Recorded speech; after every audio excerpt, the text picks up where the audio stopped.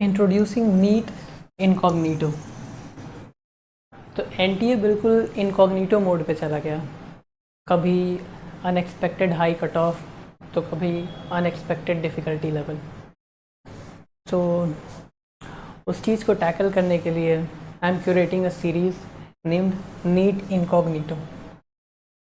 तो इसमें क्या होगा कि जो भी क्वेश्चंस डिस्कस होंगे वो अटेम्प्ट करने लायक होंगे, मतलब पेपर में जिनको आप इजीली अटेम्प्ट कर सकते हैं, लेकिन उनका लैंग्वेज थोड़ा लंबा है या फिर कुछ ऐसा एक पॉइंट है जो आपको कंफ्यूज कर रहा है। तो वैसे क्वेश्चंस इस सीरीज़ में डिस्कस होंगे and give it a try. तो जैसा 25 का पेपर था उसमें 3 टाइप के क्वेश्चंस थे मेनली, इजी, मीडियम और टफ। जो इजी क्वेश्चंस थे आई थिंक 14 to 16 होंगे, एंड ऑलमोस्ट जिसने अच्छे से साल भर पढ़ा होगा इन क्वेश्चंस को उसने अटेम्प्ट किया होगा अच्छे से, और बेस्ड ऑन हिज एक्यूरेसी उसको रिजल्ट्स मिले होंगे। तीसरा जो टाइप ऑफ क्वेश्चन है वो इस कैटेगरी का है, टफ। अब इस कैटेगरी का जो क्वेश्चन है वो टी से टफ है, तो टी से टच भी नहीं करने दें। ये दोनों सेम वर्ड से स्टार्ट होता है, टी से टफ, टी से टच भी नहीं करने थे। जैसे आपका सरफेस टेंशन वाला क्वेश्चन था, जो भी सरफेस टेंशन वाला क्वेश्चन था, पहला क्वेश्चन 45 में, और ये क्वेश्चन ऑलमोस्ट सब करेंगे। तो जो मेन डिस्कशन है वो इन क्वेश्चंस की है। मीडियम क्वेश्चन, मी से एम से मीडियम, इसमें मेड है अभी मेडिकल। तो मीडियम क्वेश्चंस पे जो डिस्कशन है इसमें क्या होगा कि या तो क्वेश्चन का लैंग्वेज लंबा होगा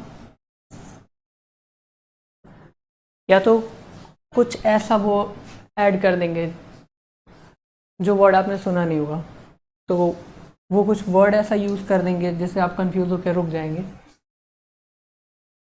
या मल्टी कॉन्सेप्ट होगा, जो दोनों कॉन्सेप्ट होंगे वो दोनों इजी होंगे बट दो कॉन्सेप्ट एक साथ देख के आपकी कॉग्निटिव एबिलिटी को टेस्ट करने का वो एक चांस लेंगे। तो ऑलमोस्ट ये क्वेश्चंस तो आप कर लेंगे, उन क्वेश्चंस को टच ही नहीं करना है।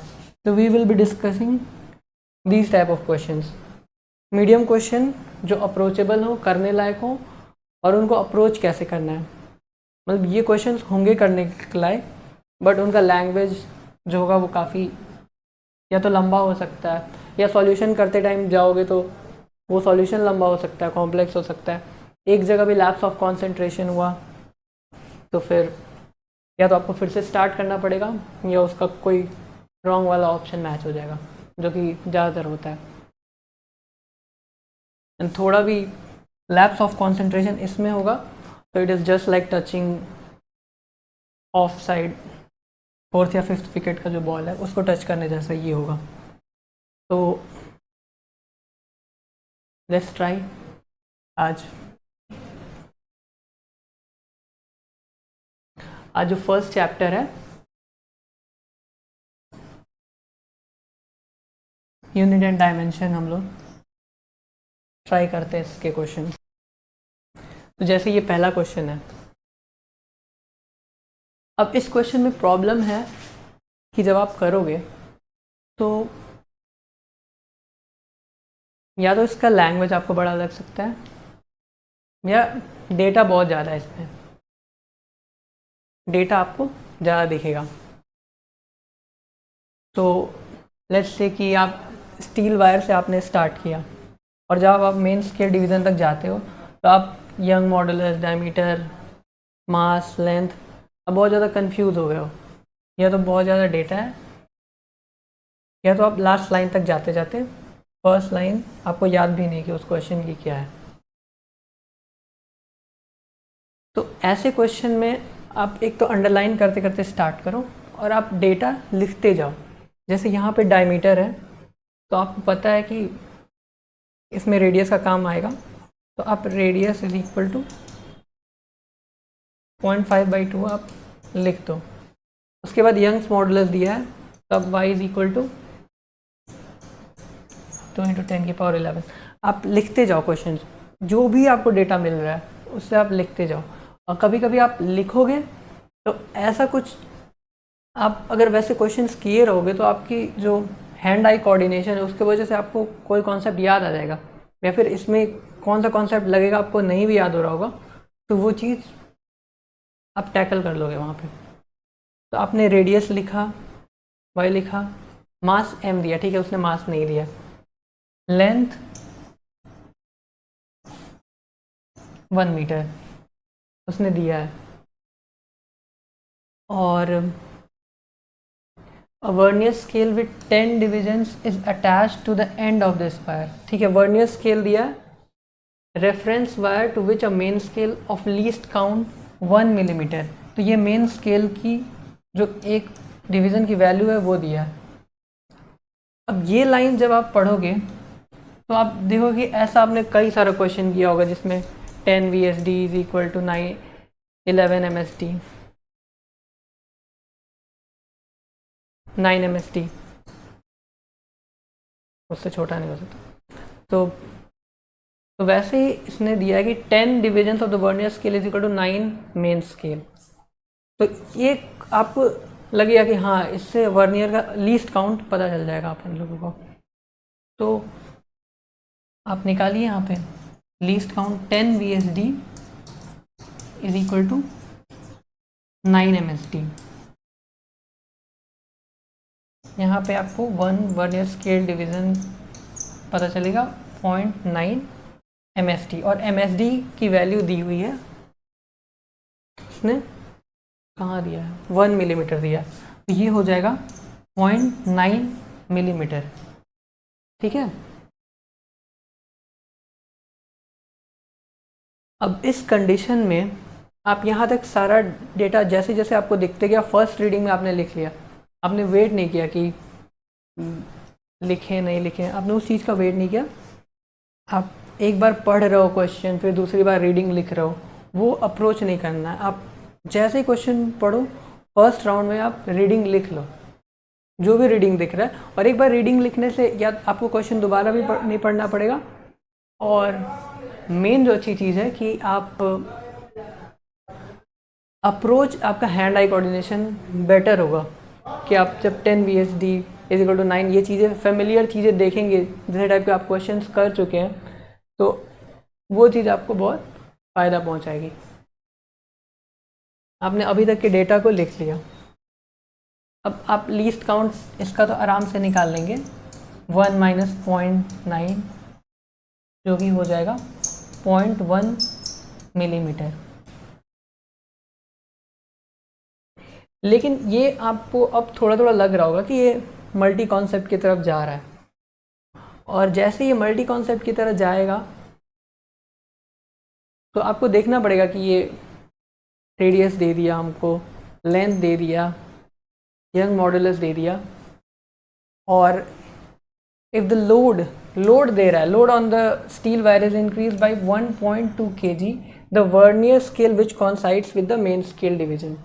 ओके, तो यहाँ पे आप फॉर्मूला लिखेंगे, तो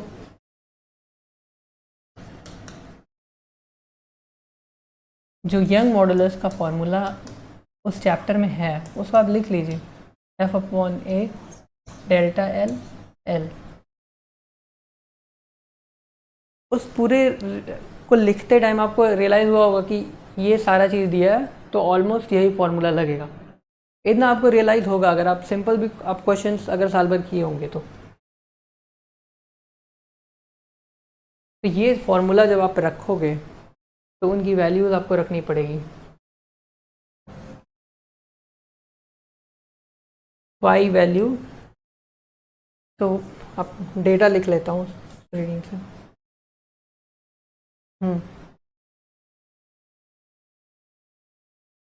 यहाँ पे जब आप लिखोगे तो हमको डेल्टा एल निकालना पड़ेगा। y is equal to F upon A delta L upon L equal to, यहाँ से डेल्टा एल को शिफ्ट करना पड़ेगा और डेल्टा एल को हम शिफ्ट करेंगे तो delta L is equal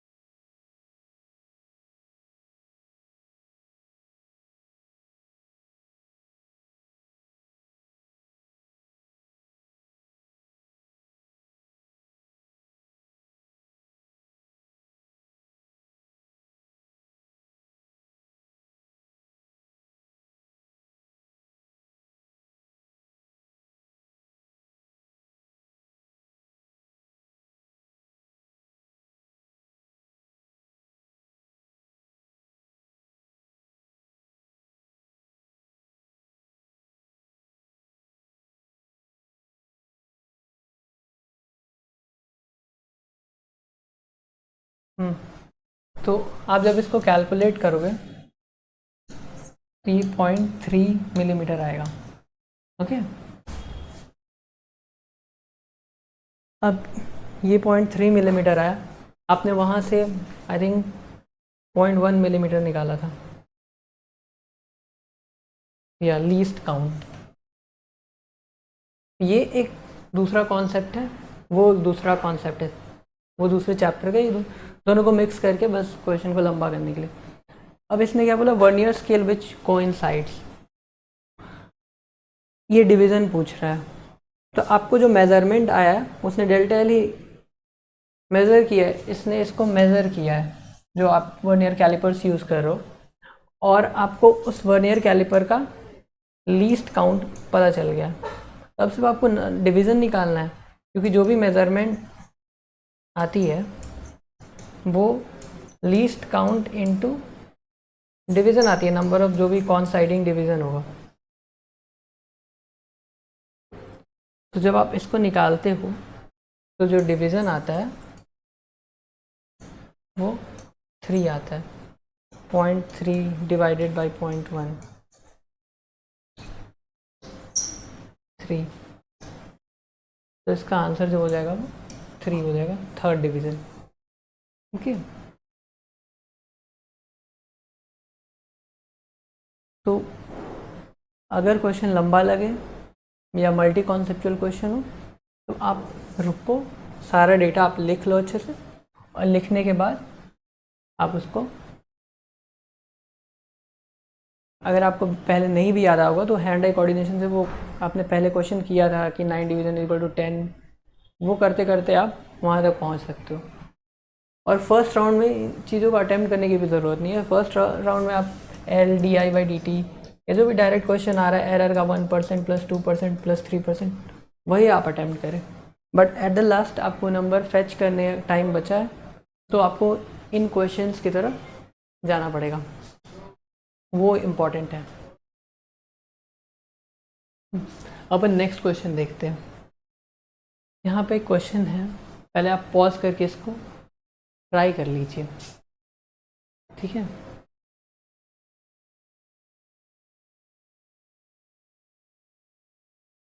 I hope आपने ट्राई कर लिया होगा। A dimensionless quantity is constructed in terms of electronic charge, तो ये चार्ज है Q, permittivity of free space ये वाला है E naught F K Q square upon R square, तो E नॉट यहाँ आएगा and Q square upon F R square. Planck's constant speed of light if the dimensionless quantity, याद रखिएगा ये पूरा एक डायमेंशनलेस क्वांटिटी है। जो भी कीवर्ड्स है आप उसको अंडरलाइन करिए, मार्क करिए, सर्किल करिए। Is written as e power alpha, e naught power beta, h power gamma, c power delta, and n is a non-zero integer, then alpha, beta, gamma, delta is given by.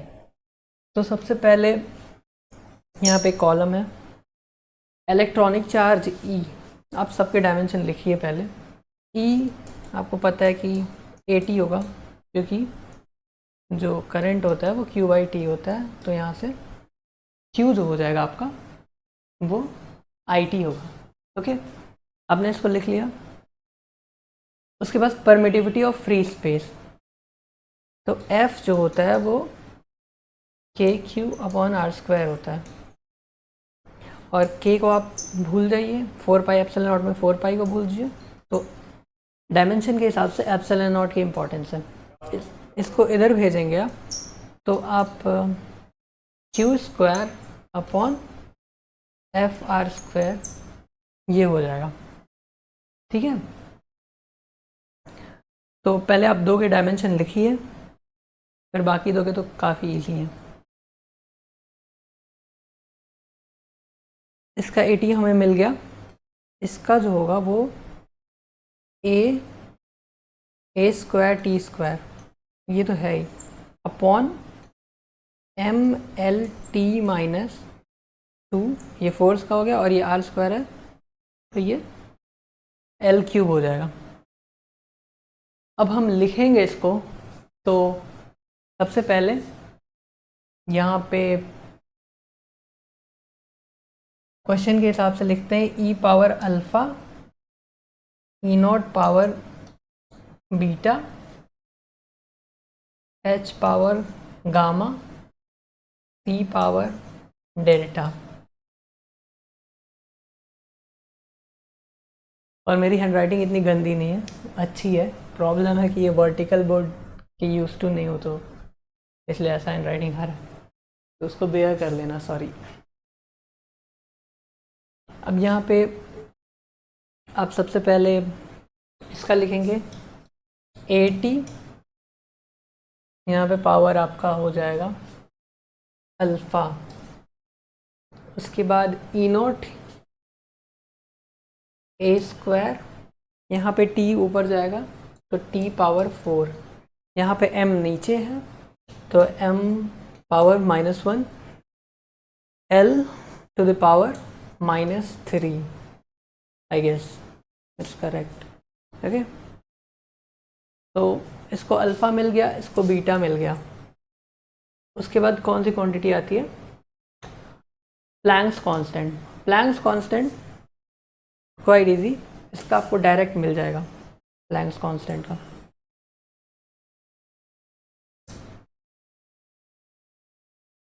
तो change करते हैं, bore हो गए बस। Planck's constant आपको E is equal to H mu मिलेगा, और E आप जो H निकालना है आपको, तो ये नीचे चला जाएगा, तो ET से आप कर सकते हो। ठीक है, नहीं तो फ्रीक्वेंसी जो होता है 1 टाइम पीरियड होता है। उसके बाद आप इसको लिखिए ET मतलब फिर ML² T-2, और टाइम फिर आया तो ये -1 हो जाएगा, क्योंकि टाइम से मल्टीप्लाई होगा। ये आपका गामा हो गया, और जो लास्ट है क्वांटिटी वो स्पीड ऑफ लाइट है। स्पीड ऑफ लाइट में जब अपन देखेंगे, स्पीड ऑफ लाइट डायरेक्टली आप LT पावर -1 लिख लोगे, ये तो काफ़ी इजी होगा। LT पावर -1, और इसका जो पावर होगा वो डेल्टा होगा। अब ये चीज़ें आपको समझ में आ गई हैं, तो देखते हैं। 4 कॉलम बना लीजिए, M, T, A and L।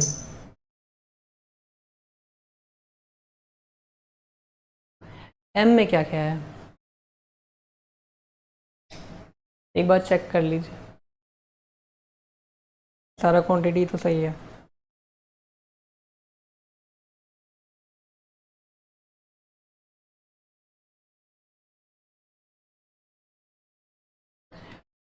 M में यहाँ पे पहले वाले में तो m में कुछ है ही नहीं, दूसरे वाले में माइनस बीटा, और तीसरे वाले में गामा है। और ये डायमेंशनलेस है। जब ये पूरा डायमेंशनलेस है तो हर पावर डायमेंशनलेस होगा। ठीक है, अब हम टी पे आते हैं। टी पे यहाँ पे अल्फ़ा है, यहाँ पे प्लस 4 बीटा,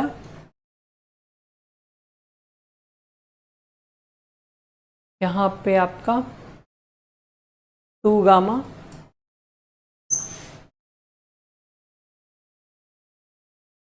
और उसमें माइनस डेल्टा है। तो टाइम के साथ है मोहब्बत, टाइम इम्पोर्टेंट है क्योंकि चारों में टाइम है। ठीक है, ए अल्फ़ा प्लस 2 बीटा,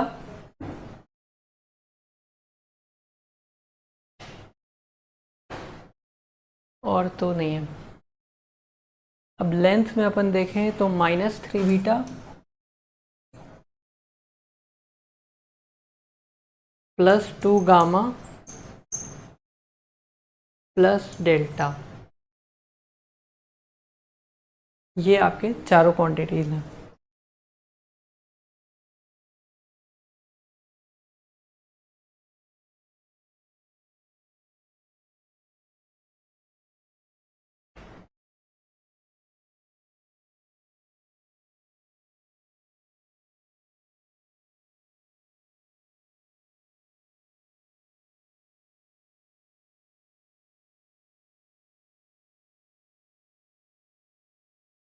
ठीक है,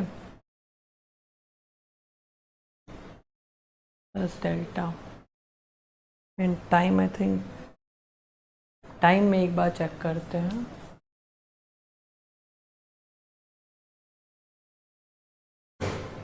sorry, time is alpha 4 beta, वो 2 कैंसिल हो गया था। ओके, टाइम यहाँ पे माइनस गामा है और माइनस डेल्टा। देखिए यहाँ पे आपको चारों इक्वेशन मिल गया, तो इसको साइड में लिख लेते हैं।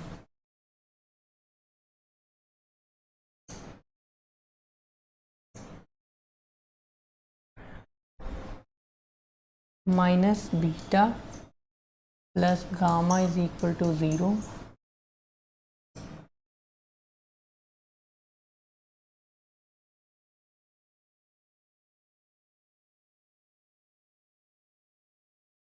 Alpha plus 4 beta minus gamma minus delta is equal to 0, alpha plus 2 beta is equal to 0 and minus 3 beta plus 2 gamma plus delta is equal to 0, जो कि आपकी लेंथ की है। ओके, ये 1 2 3 4 इक्वेशन हमें मिल गए, अब इसकी ज़रूरत नहीं है।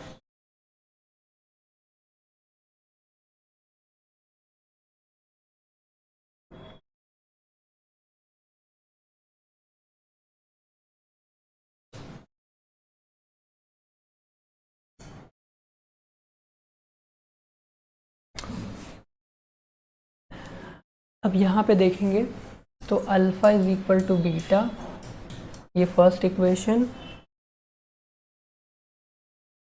तो आप उसकी वैल्यू डाल दीजिए, उसमें तो कोई प्रॉब्लम नहीं है। सॉरी सॉरी सॉरी, दूसरी इक्वेशन यहाँ पे कुछ और है। Beta is equal to gamma है, ये पहली इक्वेशन है। दूसरी alpha plus 4 beta minus delta, चलो उसको यूज़ करेंगे। पहले इसको यूज़ करते हैं। Alpha is equal to -2 beta, और जो लास्ट इक्वेशन है दूसरी को भी यूज़ करते हैं। अल्फ़ा की जगह क्या लिख सकते हैं हम यहाँ से? अल्फ़ा की जगह -2 बीटा लिख सकते हैं। -2 beta plus 4 beta is equal to gamma plus delta. Okay, यहाँ तक क्लियर है?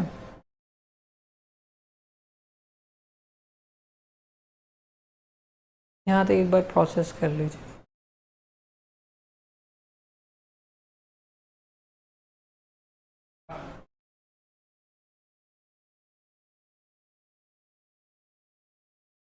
अब यहाँ पे बीटा जो है वो गामा के बराबर है, और इस इक्वेशन से आप यहाँ क्या लिख सकते हो? बीटा गामा के बराबर है, तो ऑब्वियसली बीटा लिखोगे। तो बीटा लिखोगे तो -2 beta plus 4 beta minus beta is equal to delta. ये 3 बीटा हो जाएगा, तो यहाँ पे सिर्फ बीटा बचेगा। बीटा और डेल्टा बराबर हो गया। तो अभी तक क्या क्या बराबर हो गया? अब ध्यान से देख लीजिए कि अभी तक हमारे पास बीटा डेल्टा के बराबर है। ओके, बीटा गामा के भी बराबर है। सिर्फ अल्फ़ा स्टैंड आउट कर रहा है। अल्फ़ा जो है वो -2 बीटा है।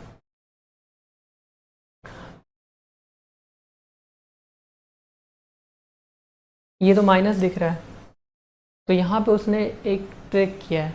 अब यहाँ पे आप 2n वाले ऑप्शन को माइनस में खोज ढूंढेंगे, पर एक मिल भी जाता है, ये भी मिल जाता है। नहीं सॉरी, आप अल्फ़ा को खोजोगे ना, तो अल्फ़ा को खोजोगे और कोई ऑप्शन नहीं मिल रहा है यहाँ पे 2n वाला। यहाँ उसने ट्रिक किया, एक भी ऑप्शन माइनस वाला नहीं मिल रहा है अल्फ़ा में। अब देख लो, ये 2n है, ये n है, ये भी 2n है, और ये भी 2n है, तो एक भी ऑप्शन आपको नहीं मिला। तो यहाँ पे ये ट्रिक करता है कि अब आपको सोचना पड़ेगा कि ऑप्शन के हिसाब से अगर इसको पॉजिटिव ही माना है चारों में, तो आपने इसको पॉजिटिव लेना पड़ेगा। तो आपको इसको पॉजिटिव लेना पड़ेगा, मतलब ये पूरा वैल्यू पॉजिटिव है, तो ये 2n है। तो अगर इसको पॉजिटिव लेते हो तो इन तीनों को आपको नेगेटिव लेना पड़ेगा, क्योंकि तीनों बराबर हैं। और जब तक आप इसको नेगेटिव नहीं लोगे तो यहाँ पे इस इक्वेशन में ये पूरा नेगेटिव होगा ही नहीं, और ये 2n आएगा ही नहीं अल्फ़ा। तो इसलिए ये था। अब इस क्वेश्चन में आप पहले तो डायमेंशन निकालने में गलती आराम से हो जाएगी, कोई भी करेगा। MLT है, कहीं आप डिवाइड कर रहे हो, कभी ऊपर है कभी नीचे। आप जब भी क्वांटिटी निकालोगे, मान लो आप V का निकाल रहे हो W/Q, तो आप 80 नीचे रखे हो, लेकिन जब आप यहाँ पे अल्फ़ा बीटा से पावर में लिख रहे हो तो आपने उल्टा लिख दिया। तो ये पूरा प्रोसेस जो है वो लंबा है, और कंसंट्रेशन बहुत ज़्यादा ज़रूरी है। किसी से भी हो सकता है, कोई किसी भी लेवल पे हो, लैप्स ऑफ कंसंट्रेशन किसी भी टाइम पे आप m⁻⁻1 की एक भी पावर, एक -1, एक 2, कुछ भी छूटा, और पूरा जो क्वेश्चन है या पूरा जो आपका मेहनत है, आपने जो थ्योरेटिकल नॉलेज भी लिया और क्वेश्चंस भी किया, आप एग्जाम में एक पॉइंट पे भी लैप्स ऑफ कंसंट्रेशन हुआ तो सोचिए, या तो आपको फिर से करना पड़ेगा, और फिर से करना मतलब पॉसिबल ही नहीं हो। 1 मिनट मिलता है, अगर आपने इसके लिए 3-4 मिनट बचाया एंड में कोई ऐसे लेंदी क्वेश्चंस के लिए, तो भी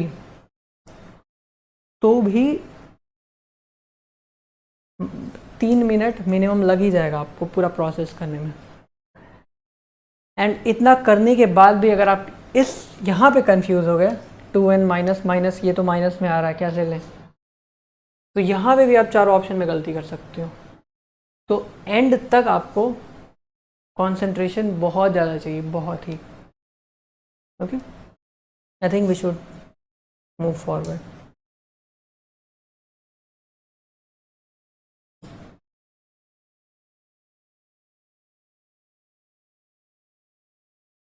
यहाँ से आप डेटा लिख सकते हो, आप ट्राई कर लो, इजी है.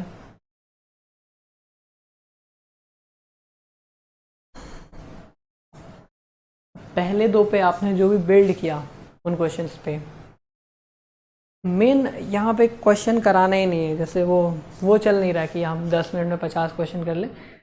सिर्फ अप्रोच की बात हो रही है यहाँ पे कि आप 5 क्वेश्चन करें. यहाँ पे सिर्फ आपको अप्रोच सीखना है. उन दोनों क्वेश्चन में आपने मेन अप्रोच क्या सीखा?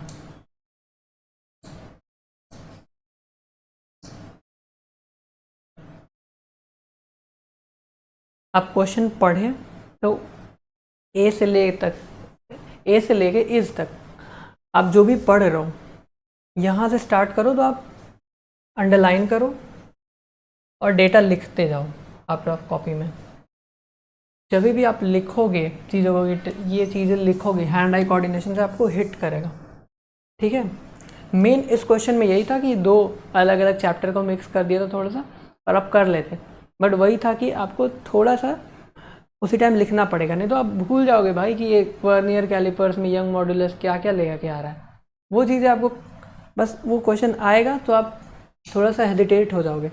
सिर्फ उस लिखना है, और लिखते ही आपको पता चलेगा कि ये तो 100 बार ऐसा क्वेश्चन किया है आपने, ये भी 100 बार निकाला है, ये भी 100 बार निकाला है, बस दोनों को मैच करना है.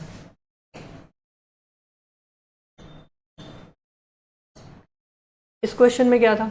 अब इस क्वेश्चन में आपको चीज़ें समझ में आ गई, पूरी चीज़ें समझ में आ गई. E power alpha beta delta gamma ऐसे पावर वाले क्वेश्चन किए हैं, बट ये चारों पावर वाला था. सब समझ में आ गया. बट प्रॉब्लम है कि आप एक चांस ही नहीं ले सकते ना. यहाँ पे आप एफ नीचे की जगह ऊपर एमएलटी कर दिए, कुछ भी एक जगह किए, थोड़ा सा भी लैप्स पूरा चला जाएगा ना. और ये इतना करने के बाद भी लास्ट तक जब तक आप टिक नहीं कर रहे हो तब तक आपका कंसंट्रेशन बहुत ज़्यादा फोकस होना चाहिए, क्योंकि यहाँ पे भी आप माइनस वाली गलती कर सकते हो. अब आते हैं आगे. यहाँ पे the one division of main scale of vernier, main scale reads 1 millimetre. तो मेन स्केल की एक की वैल्यू दे दी है 1 मिलीमीटर. ठीक है, 10 division is equal to 9 division. आपने देख लिया 10 division of vernier scale is equal to 9 division of main scale. यहाँ से चीज़ें सिंपल हो जाएंगी. फिर आप वही अप्रोच करोगे कि 10 VSD is equal to 9 MSD. Okay, so 1 VSD is 0.9 millimetre and उसकी वैल्यू 1 मिलीमीटर दी है, तो फिर आप लीस्ट काउंट निकाल लिए 0.1 मिलीमीटर. ठीक है, अब आगे क्या बोलता है? When the two jaws of the instrument touch each other, मतलब यहाँ पे ये बोलना चाह रहा है लैंग्वेज में कि अभी आपने जिस भी चीज़ को आपने मेज़र करना है उसको आपने लिखा नहीं है. When the two jaws of the instrument touch each other, the zero of the vernier lies to the right of the zero of the main scale and its fourth division coincides with the main scale division. तो यहाँ पे zero error की बात कर रहा है और right बोला है, तो ये पॉजिटिव ज़ीरो एरर होगा. लेकिन ये तो आपको पता होगा कि पॉजिटिव ज़ीरो एरर होगा मतलब सब्सट्रैक्ट होगा.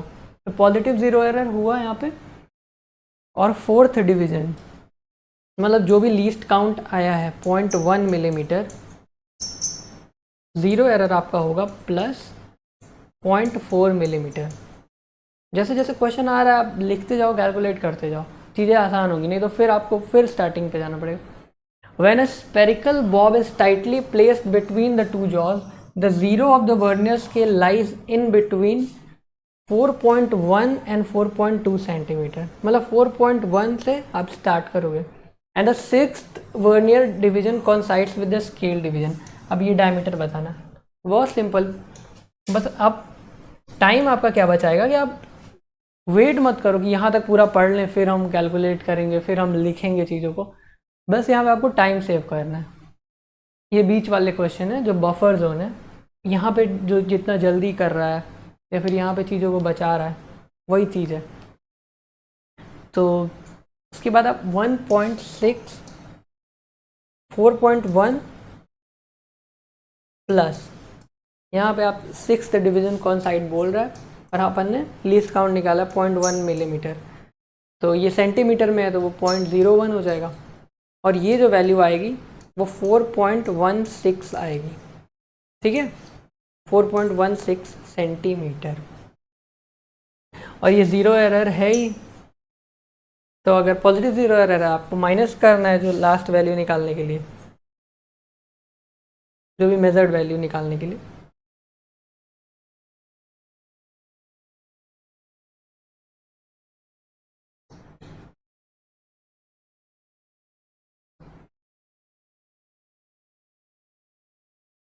माइनस करेंगे जब आप 0.04 सेंटीमीटर में कन्वर्ट करेंगे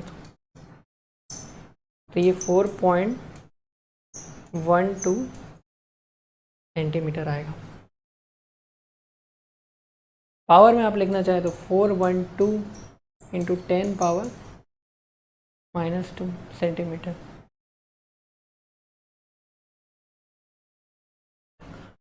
तो ये इतना कुछ खास क्वेश्चन था नहीं, बट अप्रोच की बात है सिर्फ।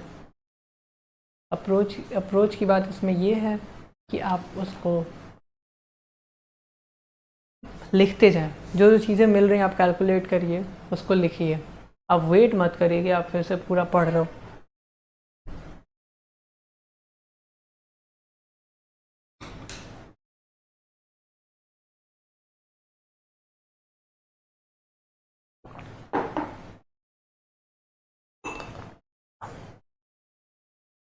Okay,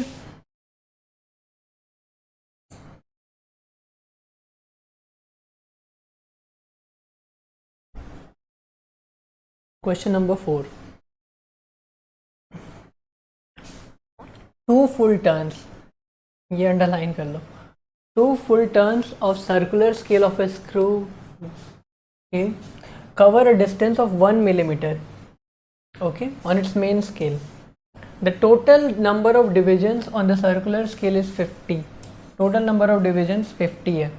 It is found that a screw gauge has a zero error of 0.3 millimeter.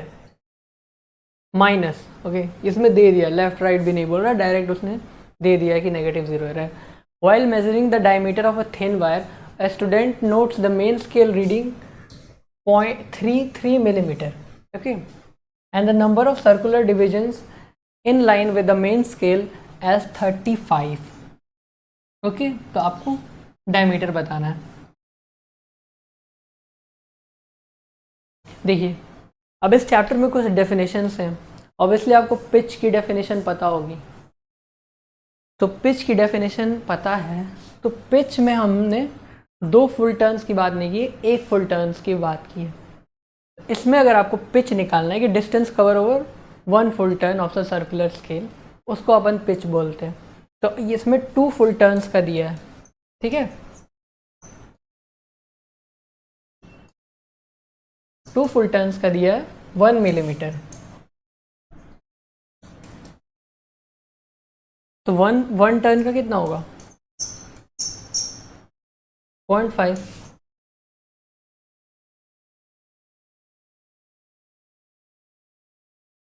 The total number of divisions on the circular scale is 50. हम लोग को लीस्ट काउंट निकालना है. लीस्ट काउंट क्या होता क्या है, pitch upon number of divisions. Okay, तो हमारा पिच क्या है 0.5 है, ना कि 1. ये ध्यान रखना, 2 फुल टर्न्स है. वही चीज़ है, एक कोई वर्ड उसने एंटर कर दिया जो आप शायद डायरेक्टली ना सुना, आपने 1 फुल टर्न सुना हो, बस इतना ही कॉशियस रहना है इन चीज़ों में. और ये 50 हो गया, तो कितना होगा,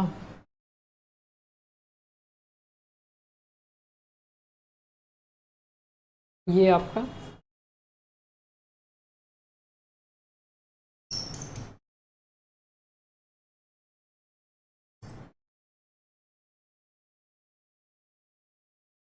ये जो भी चीज़ें दी थी वो मिलीमीटर में दी थी, तो ये भी ऊपर जाएगा 0.01 मिलीमीटर। ओके, लीस्ट काउंट आपको पता चल गया।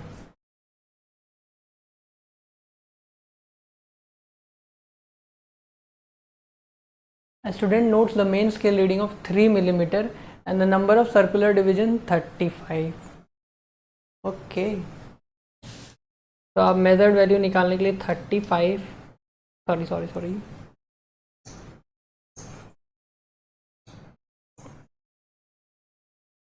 मेजर्ड वैल्यू निकालने के लिए आप 3 प्लस कौन सा डिवीजन कौन साइड कर रहा है 35, हमने लीस्ट काउंट निकाला है 0.01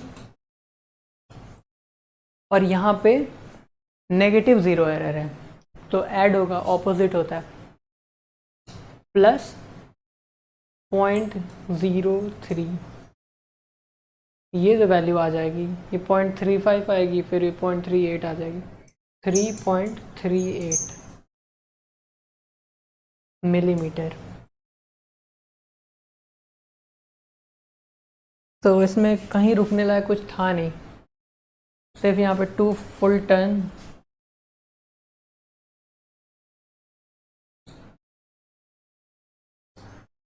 यहाँ जो था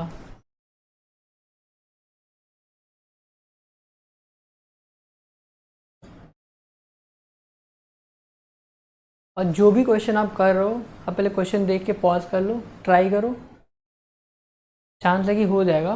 और वो ट्राई 2 मिनट, अगर ऐसा क्वेश्चन है तो 2 मिनट और 1.5 मिनट 2 मिनट, और अगर वैसा पहला दूसरा क्वेश्चन था जो थोड़ा लेंदी कैलकुलेशन या फिर उसका अल्फ़ा बीटा वाला जो लंबा जाता, उसमें आप 3-4 मिनट ले सकते हो अगर टाइम है तो। वैसे भी इसको फर्स्ट राउंड में नहीं करना, बट ये तो हो सकता था। यहाँ तो सिर्फ 2 फुल टन जैसे अगर आप पकड़ लिए तो फिर तो वो बहुत ही नॉर्मल क्वेश्चन हो जाए। ठीक है, आगे चलते हैं। The diameter of a sphere is measured using a vernier callipers whose 9 divisions of main scale are equal to 10 divisions of vernier scale. The shortest division on the main scale is equal to 1 millimeter. The main scale reading is 2 centimeter and the second division of the vernier scale coincides on main scale. If the mass of the sphere is 8.635, the density of the sphere. तो कुछ अलग लग रहा है, पहले try करो। ये वाला तो खुद आपको ही करना, आप कमेंट करेंगे, हिंट मैं दे देता हूँ। तो फिर वही 9 MSD is equal to 10 divisions of vernier scale. Shortest division ये मेन स्केल भी दे दिया, रीडिंग भी दे दिया 2 एंड द सेकेंड डिवीजन ये भी दिया, इसमें 0 एरर भी नहीं है। तो डायमीटर तो आप इजीली निकाल लोगे। मेजर्ड वैल्यू जो भी आप पहले लीस्ट काउंट निकालोगे, लीस्ट काउंट के बाद measured value plus least count into जो भी सेकेंड डिवीजन कॉन्साइड करा उससे मल्टीप्लाई कर लिए, डायमीटर आ गया। अब आप उस डायमीटर से आप रेडियस निकालना, d/2। रेडियस निकालने के बाद आप उससे स्फीयर है तो वॉल्यूम जो होगा वो 4/3 πr³ ये वॉल्यूम होगा। आप उससे वॉल्यूम निकालना और फिर density is mass upon volume, इसको कैलकुलेट करके आंसर कमेंट करना, ठीक है, और सॉल्व करना इसको। Okay, show some character. अब नेक्स्ट क्वेश्चन देखते हैं। A tiny metallic rectangular sheet has length and breadth. आप लेंथ तुरंत लिख लो कि L is equal to 5 millimetre, breadth भी दे दिया B is equal to 2.5 millimetre. Using a specially designed screw gauge which has a pitch लिख दो 0.75 millimeter and 15 division, number of divisions 15 है in the circular scale. You are asked to find the area of the sheet in this measurement the maximum fractional error will be x upon 100 where x is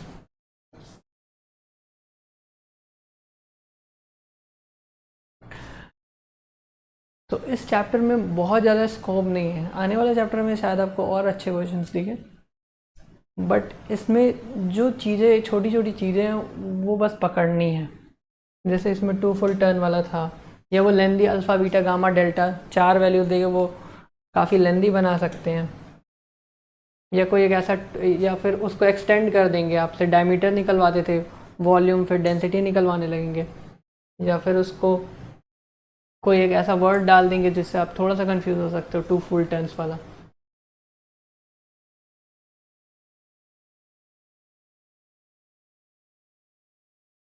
इसमें तो कुछ वैसा नहीं था, ये तो routine question था। या तो वो इसके जैसा लंबा कर देंगे, आप 3-4 इक्वेशन बनाओ, टाइम है तो ही इसको करना है। बट ये क्वेश्चन है जो टाइम टेकिंग है, बट होगा अगर आप उसको सॉल्व करोगे, क्योंकि वो MLT जो भी आप यूनिट डायमेंशन ये चीज़ें पढ़ रहे हो उसी पे सोलली बेस्ड है। ऐसा कुछ अलग दिमाग नहीं है, लेकिन बहुत ही ज़्यादा कंसंट्रेशन चाहिए, क्योंकि एक जगह भी LT1 कुछ भी हो सकता है यहाँ पे, तो दिमाग तो बहुत ज़्यादा लगाना पड़ेगा। और फिर वही मल्टी कॉन्सेप्ट।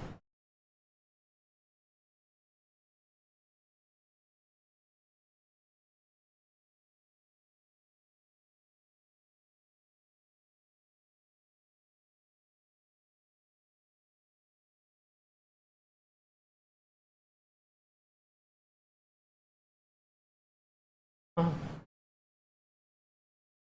अब इसमें एरर का क्वेश्चन है ये। एरर का क्वेश्चन है, ठीक है, एरिया निकालना है अपन लोगों को।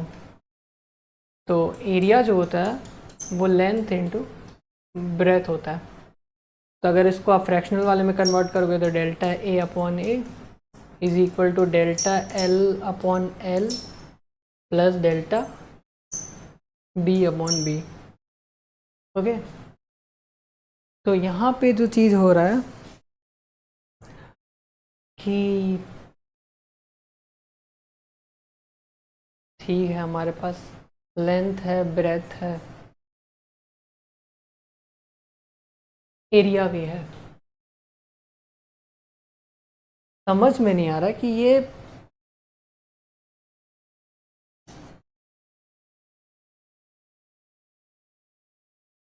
एरर तो दिया नहीं है इसने, पिच दे दिया है, नंबर ऑफ डिवीजन दे दिया है।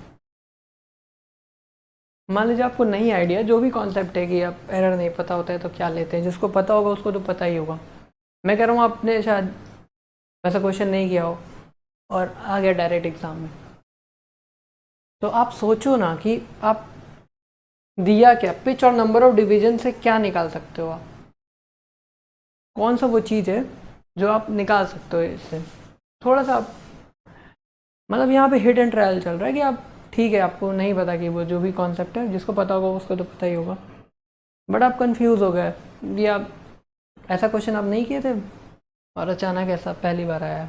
अब एक बार आ गया होगा तो वो तो मॉड्यूल या कहीं करवा दिया जाता है। मान लीजिए यही आता, आपको पहली बार अप्रोच करना होता और आपके पास टाइम रहता, तो पिच और नंबर ऑफ डिवीजन से आप लीस्ट काउंट ही निकाल सकते हो।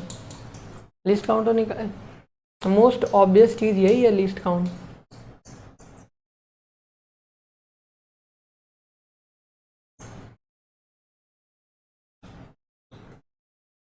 ये कितना आता है, 0.05 मिलीमीटर। अब इसमें ये चीज़ था जो आप देख रहे हो, वो इसी चीज़ में था।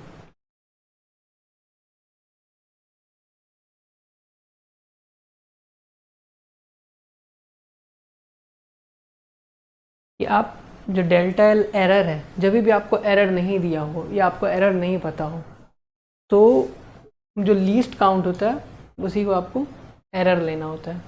ओके, जो लीस्ट काउंट होता है आप उसको एरर ले सकते हो। तो यहाँ पे हम लोग ये पूरी वैल्यू चाहिए, और डेल्टा एल की जो वैल्यू है वो 0.05 हो गई। एल की वैल्यू क्वेश्चन में ऑलरेडी दी हुई है 5, आपने लिख भी लिए। डेल्टा बी की वैल्यू 2.5 है, सॉरी ब्रेथ की वैल्यू 2.5 है, और डेल्टा की इसकी तो वैल्यू सेम ही रहेगी। जब भी आपको नहीं दिए तो जिस भी इंस्ट्रूमेंट से आप मेज़र कर रहे हो उस इंस्ट्रूमेंट का लीस्ट काउंट ही उसका एरर हो जाता है, ठीक है। तो ये 0.05 और यहाँ पे 2.5।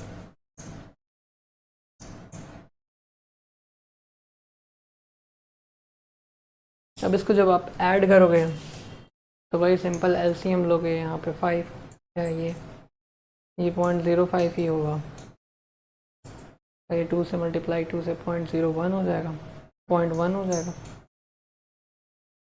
और जब आप उसको डिवाइड करोगे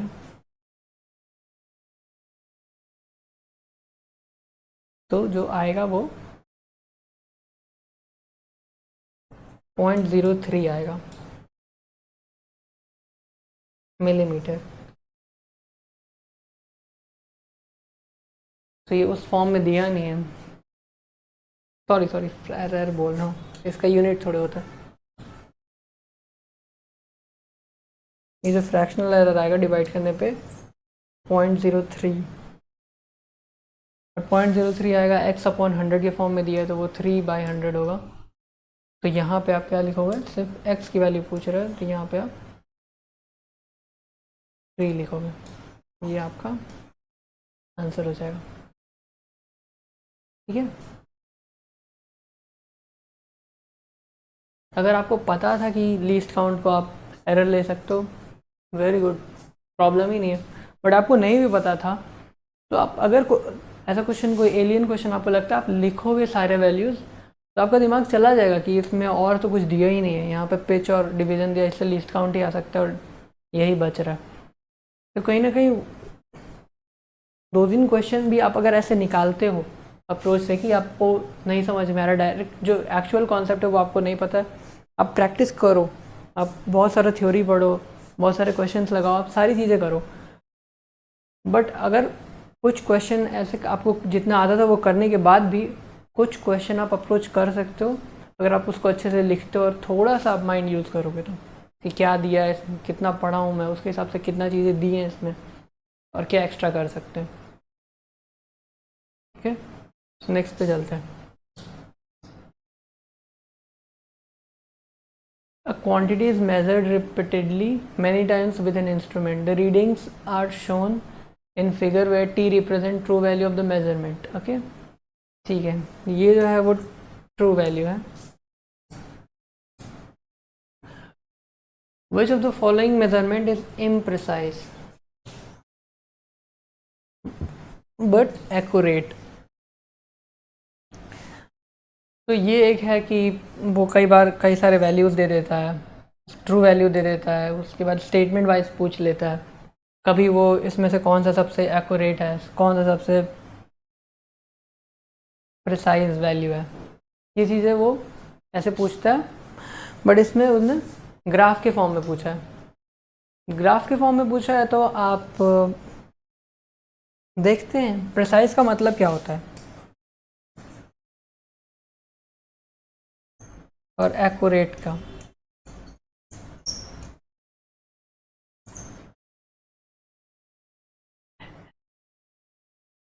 प्रिसाइज मतलब जो जितने भी डिफरेंट वैल्यूज़ हैं वो आसपास होनी चाहिए, ठीक है। इसके बिल्कुल पैर नीचे है तो इसके बिल्कुल नीचे ट्रू वैल्यू और ये रीडिंग का जो मीन वैल्यू है वो ट्रू वैल्यू, वो दोनों बराबर आ रहा है। यहाँ पे तो ट्रू वैल्यू तो बिल्कुल एक्यूरेट नहीं है, ये प्रेसाइज है और एक्यूरेट भी है, और ये प्रेसाइज नहीं है लेकिन एक्यूरेट भी नहीं है, क्योंकि यहाँ पे जो इसकी मीन वैल्यू है वो ट्रू वैल्यू से दूर है। बचता है ये ऑप्शन, ये प्रेसाइज नहीं है और एक्यूरेट है, और क्वेश्चन में भी उसने पूछा था इम्प्रेसाइज और एक्यूरेट, तो आपका ये डी ऑप्शन हो जाएगा क्योंकि ये बहुत सारी वैल्यूज़ हैं, ये प्रिसाइज बिल्कुल नहीं है, और मीन वैल्यू के जस्ट नीचे है ट्रू वैल्यू, तो प्रिसाइज हो एक्यूरेट हो जाएगा। ठीक है, तो आज इतने ही क्वेश्चन डिस्कस करेंगे। और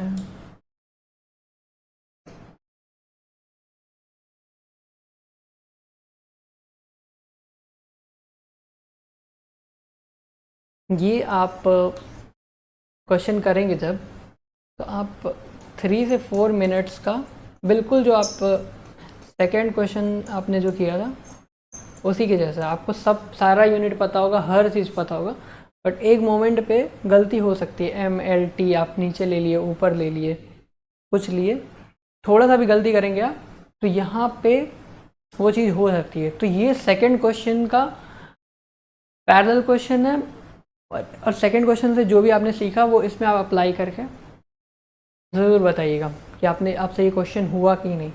वैसे यहाँ पे छोटी छोटी चीज़ें हैं, वो बता देते। तो जो S है वो EMF upon per unit temperature difference है।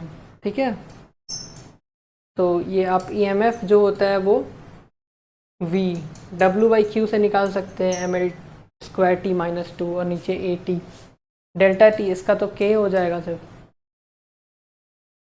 टेम्परेचर का।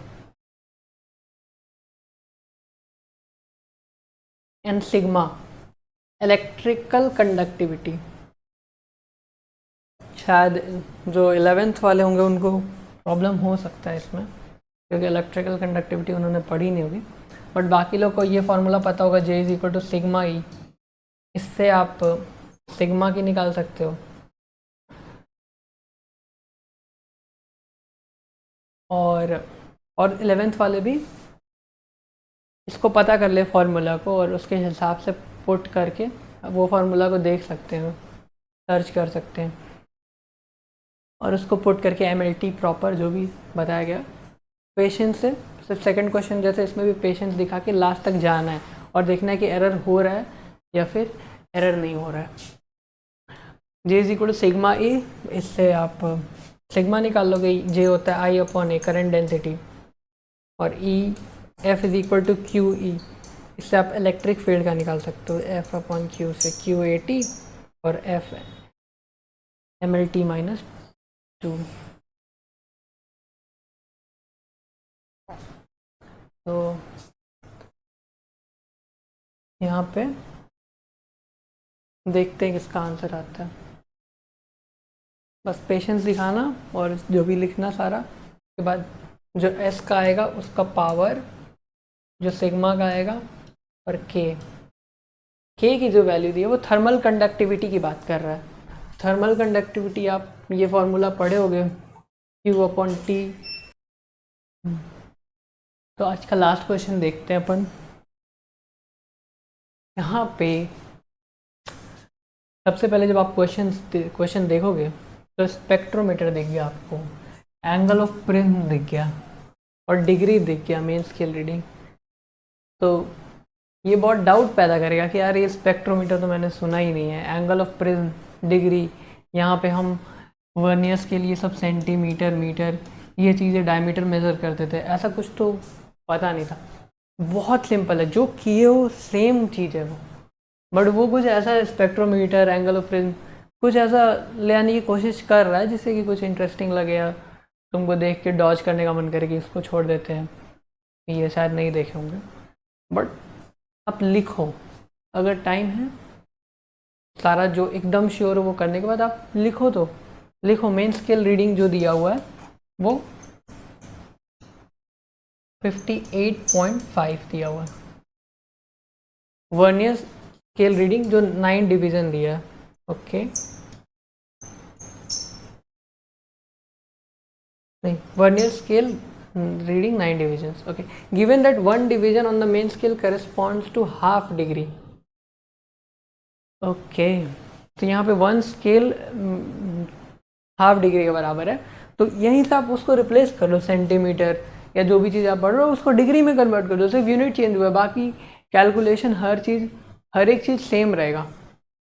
तो उसके total divisions on the vernier scale is 30, match with 29 division on the main scale. Same आपको सेम चीज़ मिल गया कि 29 VSD is equal to sorry 30 VSD is equal to 29 MSD। उसके बाद आप 1 VSD निकाल लोगे। जो 1 VSD होगा वो 29 डिवाइड बाई 30 होगा, और ये जो 29 डिवाइड बाई 30 होगा, और जो एक मेन स्केल डिवीज़न की जो वैल्यू थी वो हाफ डिग्री थी, तो आप यहाँ पे हाफ लिखोगे। इसको करने के बाद ये 29 डिवाइडेड बाई 60 आएगा, और उसको करने के बाद फिर आप लीस्ट काउंट निकालोगे, और लीस्ट काउंट एक हाफ है माइनस 29 डिवाइडेड बाई 60, ये जो आपका आ जाएगा ये 60 और ये 32 60 30 31 बाई 60, ये आपका लीस्ट काउंट आ गया। तो आपको करना क्या है, ये 9th डिवीज़न था, लीस्ट काउंट आ गया, आप मेन स्केल रीडिंग पता है, फिर वही प्रोसेस है कि 558.5 प्लस 1/60 इंटू 9, और ये आपका आ जाएगा 58.65 कैलकुलेट करने पे, तो ये ऑप्शन हो जाएगा। तो आज इतना ही डिस्कस करते हैं। सिर्फ इस पूरे सीरीज़ में सिर्फ अप्रोच डिस्कस होगी, और इससे अच्छे क्वेश्चंस भी मिलेंगे, बट इस चैप्टर में जो जो चीज़ें पूछ सकते हैं वो सिंपल चीज़ों में ही कुछ ऐड कर लेंगे। तो थैंक यू वेरी मच, मिलते हैं अगले सेशन में।